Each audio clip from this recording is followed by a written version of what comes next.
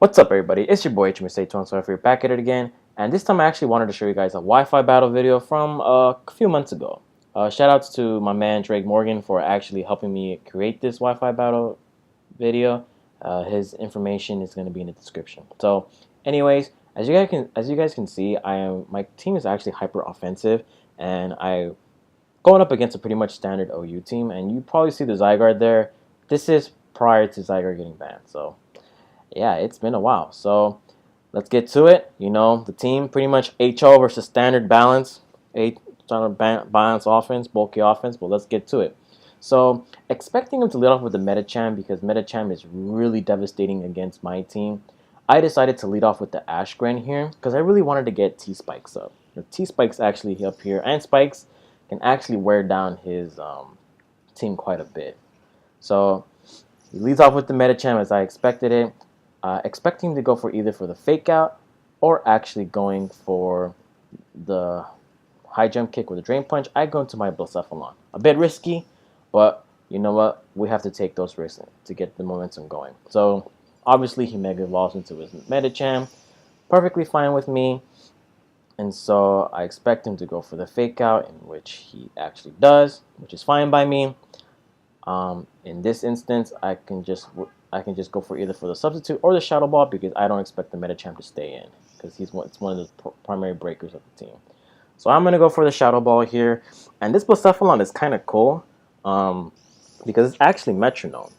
But that Shadow Ball didn't do too much to Rotom, which makes me believe that this Rotom is actually especially defensive. So I get out of there because I don't want to risk my Blacephalon because Blacephalon is going to be key later on. I'm going to go into my Assault Vest Magearna here. And he goes for the Hydro Pump. And I believe this Hydro Pump does nothing to me. Well, that is quite a bit. So yeah. It did a little bit too much in my opinion. So I'm going to switch out because I don't want this Magearna taking any more damage. And I'm going to go into my Excadrill, expecting him to Volt Switch. Does that happen? Yes, it does. So in this initiative right here, I'm able to fire off an Earthquake for free. If not, he probably will switch into a Celesteela, and I need to get my rocks up because this Rotom is definitely not physically defensive invested. So he goes into his Zygarde, and funny thing about this Zygarde, man, I can't believe it still got banned, but I think it got banned for all the wrong reasons. I'm able to get up my Stealth Rocks up here in the face of the Zygarde, perfectly fine with me. Now here, I kind of have to play a little careful with the Zygarde as I go into the Gyarados here, as the Gyarados is able to 1v1 the Zygarde, so as long as it doesn't get crazy. So, able to drop its attack, and I'm thinking, well, you know what? This Gyarados has Ice Fang, so I'll be able to deal with the Zygarde pretty well. And, you know, the Zygarde's at +1 speed, and I'm like here, well, you know what? I think I'm going to Mega Evolve just because I can. And unfortunately for me, things just don't go the way I really want it to go. So what happens here is that I get my Mold Breaker on, but unfortunately, he goes for another Dragon Dance, which is kind of a misplay on his part because I guess he probably didn't realize that I have Ice Fang, because usually Gyarados don't have Ice Fangs.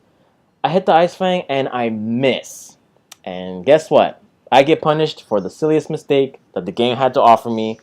And I'm gonna have to sack my Mega Gyarados with the Z move, which unfortunately, it just sucks how this game always never ceases to amaze me in terms of the hacks and accuracy of moves. A 95 base accuracy move missing, which actually would have made this game a lot easier for me to deal with. But this is Pokemon for you. But luckily for me, I'm able to deal with the Zygarde pretty well because I do have a Suicide Lead Greninja, which carries the Ice Beam. But I think he actually saw that coming, so he withdraws the Zygarde and he goes back into the Rotom.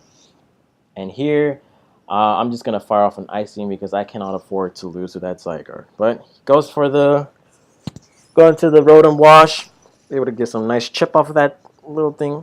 Did quite a tiny bit, a little more than I expected, but nonetheless, here we are. So now expecting the Volt Switch here, I'm actually going to go for the Taunt or go for the Defog. Yeah, I'm going to go for the Taunt to prevent the Defog from getting activated, which I would think he would do that unless he Volt Switches. So there you go. Now we're locking him up, and I believe I do have spikes on this Greninja, meaning that I can fire them off, expecting him, expecting him to Volt Switch out of here. So I'm going to go into the ground type, and I'm going to go for the spikes. And that means that this Rotom is just going to fire off the Hydro Pump, which is a good play on his part, because he saw his Protean, so he probably thought, yeah, this guy is definitely not going to go for, I shouldn't go for Volt Switch. So I hung on to my Focus Sash, of course. Now I think on the next turn, I believe either I go for Ice Beam just to catch the Zygarde off guard, or any other the Pokemon that he has right there. So right now it's not really looking good in my part. Even though I managed to get up 2 layers of hazards, it doesn't really look all that well for me, because now I'm essentially down 2 Pokemon early on in this battle. And this Rotom, once I get rid of Rotom, it pretty much will be a Blacephalon sweep if I'm able to pull it off correctly. So I have to go into Excadrill here because I don't want him defogging these hazards away, because it's going to come into play with damage calculations. And so here I'm actually going to fire off the Earthquake, and this Rotom is not physically defensive, so we're going to knock this thing out, and there goes his only way of dealing with hazards. So makes it a lot easier for Blacephalon to put in work. And so now here comes the big boy Zygarde, getting that delicious, nutritious chip. And here I believe I'm going to fire off the Earthquake because I expect him to go for Dragon Dance and not for Thousand Arrows. Because Dragon Dance is kind of a, too much of a big play on his part. So that Earthquake did quite a bit. So this Zygarde obviously is max attack and max speed. But he goes for the Dragon Dance, which I believe was kind of a misplay on his part, because looking at my team, he should expect this Excadrill to be Focus Sash. But he goes for the Thousand Arrows here, and I'm like, thank goodness, because I probably lose to this Zygarde without the Focus Sash. So I pretty much had to rely on him making a big misplay on his part. I'm going to go for the Earthquake here, and we'll eventually knock out this Zygarde. And so now with 2 of the biggest threats gone, Blacephalon kind of goes in against the rest of his team. And so he goes for the Celesteela play, fine by me. And right here, I believe I go for Rock Tomb. Yes, I go for the Rock Tomb just because I want to sack the Excadrill just to see what kind of Celesteela it was. Or what kind of, and it has Air Slash, which I thought, it meant that it would be offensive, because usually offensive Celesteelas would tend to have Air Slash. And so my Excadrill gets knocked out. But then I realized when he gets his increase, his special defense rolls. And I'm like, that's very interesting observation. You don't see Air Slashes on defensive Celesteelas. So now I get into my big boy, Pennywise, aka the Blacephalon, and I pretty much have to go for game here. He goes for Protect, which is a big misplay on his part, because he didn't realize that I have a substitute Blacephalon, which is so cool. I finally get to pull off this substitute of a Blacephalon. And obviously, when there's a substitute Blacephalon, I'm just going to go for the attacks. I don't want the Celesteela just going out of control. So that Flamethrower didn't do too much, so I was thinking about going for the Calm Mind, but this is Metronome Blacephalon. So the more Flamethrowers I hit the Celesteela, the more powerful it becomes. So I believe he's going to get a little bit of delicious, nutritious leftover recovery. And so now I'm going to hit another Flamethrower, but this one is going to be a little more stronger than the previous one. So we're able to knock out one gigantic threat of Celesteela, which means now my Blacephalon is about to go in on the rest of his team, because I believe he has another Blacephalon here. And I was a bit worried about this one, because if he was Scarf, it would be a speed tie. But because you saw my increase in speed, I'm able to fire off a Shadow Ball and completely obliterate his Blacephalon, and that's pretty much game over, because the remaining Pokemon aren't able to deal with Celesteela with Blacephalon, properly. So he goes into Clefable. Clefable obviously can't do anything to me. I don't think it can touch me. So I'm just going to fire off a substitute here. And pretty much, it's game over. He goes for the Calm Mind, which is alright with me. Calm Mind Wars isn't too much of a big deal against the Blacephalon, because I can just Calm Mind up myself. And Shadow Ball is going to do a lot because of Metronome. Because Metronome is immune to unaware Clefables, if it had to come to that. And even Calm Mind boost Clefable. So pretty much it's going to be a Calm Mind up war. And so, yeah, I think the biggest mistake that my opponent made was going for the Dragon Dance in front of Excadrill. I'm not sure if it would have mattered even if it had extreme speed. But pretty much, I do have a pretty good chunk of Pokemon that can take care of the Zygarde even without the Dragon Dance. And so here we are. And his last Pokemon is the Mega Medicham, and Mega Medicham can't really touch me.